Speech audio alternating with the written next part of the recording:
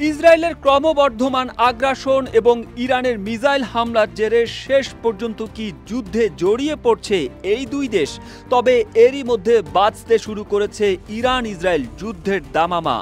ইসরায়েলের প্রধানমন্ত্রী Benjamin Netanyahu ইরানের মিসাইল হামলার প্রতিশোধ নেওয়ার ঘোষণা দিয়েছেন। মার্কিন প্রেসিডেন্ট জো বাইডেন ইরানি হামলার প্রত্যুত্তরে ইসরায়েলের হামলার পক্ষে সমর্থন জানিয়েছেন।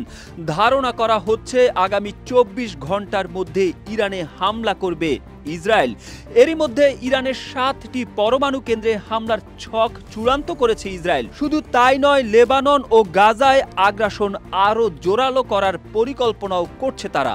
অন্যদিকে ইরানের সশস্ত্র বাহিনীর joint chief of staff general Mohammad বাঘেরি বলেছেন, ইসরায়েল আমাদের সার্বভৌমত্ব ও আঞ্চলিক অখণ্ডতার বিরুদ্ধে কিছু করতে চাইলে তেহরানের পরবর্তী অভিযান আরও কয়েক গুণ শক্তিশালী হবে। যমুনা স্মার্ট রেফ্রিজারেটর, স্মার্ট লাইফে স্মার্ট রেফ্রিজারেটর। ইসরায়েল বলেছে তারা হামলা চালাবে, তবে তা কখন? আগামী 7 অক্টোবর ইসরায়েলে হামাসের হামলার প্রথম বার্ষিকীর দিনে ইসরায়েল ইরানে হামলা চালাবে কিনা এমন এক প্রশ্নের জবাবে নাম প্রকাশে অনিচ্ছুক মার্কিন পররাষ্ট্র দপ্তর স্টেট ডিপার্টমেন্টের এক শীর্ষ কর্মকর্তা বলেন, আসলে এটি বলা কঠিন।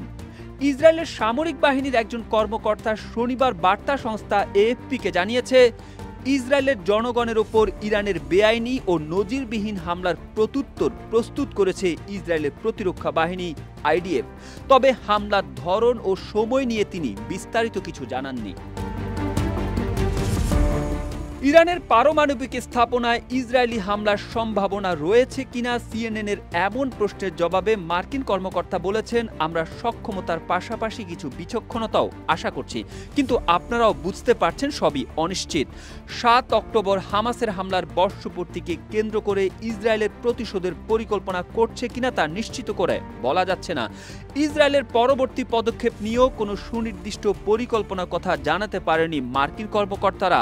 তবে ইসরায়েল তাৎক্ষণিক কোনো সিদ্ধান্ত নেবে না বলে জানিয়েছে বাইডেন। ইরানের ক্ষেপণাস্ত্র হামলার প্রতিশোধ হিসেবে ইসরায়েল দেশটির পারমাণবিক স্থাপনায় হামলা চালাতে পারে এমন শঙ্কার মধ্যে যুক্তরাষ্ট্রের তরফ থেকে এ তথ্য জানা গেল। হামাসের পর হিজবুল্লাহ, ইয়েমেনের হুতি এবং শেষ পর্যন্ত ইরানের সঙ্গে ভয়াবহ সংঘাতে জড়িয়ে পড়তে যাচ্ছে তেল আবিব। ইসরায়েল হিজবুল্লাহ প্রধান হাসান নাসরুল্লাহকে হত্যা এবং লেবাননে স্থল অভিযান শুরুর পর দেশটিতে নজিরবিহীনভাবে প্রায় 200টি রকেট ও ক্ষেপণাস্ত্র নিক্ষেপ করে মঙ্গলবার প্রতিশোধ নিয়েছে ইরান। যুক্তরাষ্ট্রের প্রভাবশালী নিউ ইয়র্ক টাইমস বলেছে, 1967 সালে আরব ইসরায়েল যুদ্ধের পর থেকে সংঘাতময় এই অঞ্চলটি বর্তমানে সবচেয়ে বিপজ্জনক মুহূর্তে উপনীত হয়েছে।